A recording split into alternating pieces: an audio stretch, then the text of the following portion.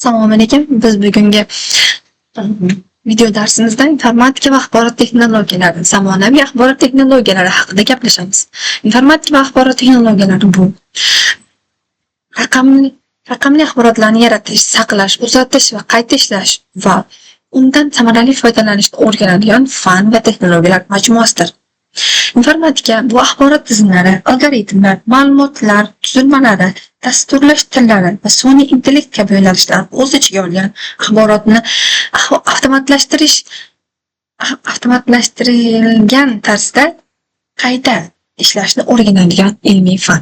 Axborot texnologiyalari bu kompyuter tizimlari, dasturiy ta'minot va tarmoq yordamida axborotni yig'ish, saqlash, uzatish va boshqarishga qaratilgan amaliy texnologiyalar to'plamidir.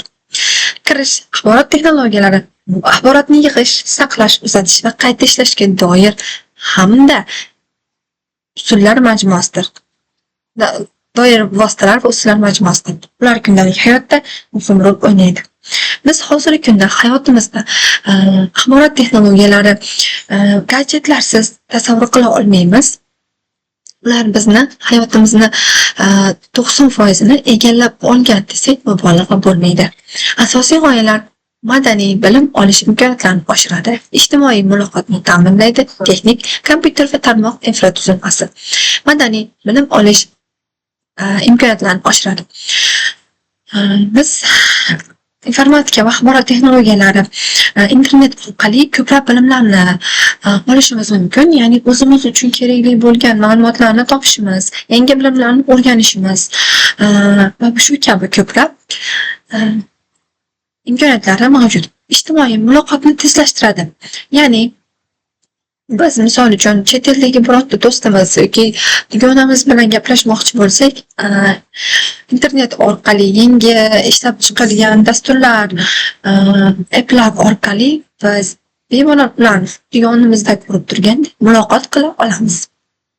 Statistika: axborot texnologiyalari bozorining hajmi 5 trillion AQSh dollaridan oshgan. Ya'ni hozirgi kunda axborot texnologiyalariga bo'lgan ehtiyoj juda ham rivojlanib borganligi sababli uning hajmi ortib bormoqda. Ya'ni yangi dasturlar, yangi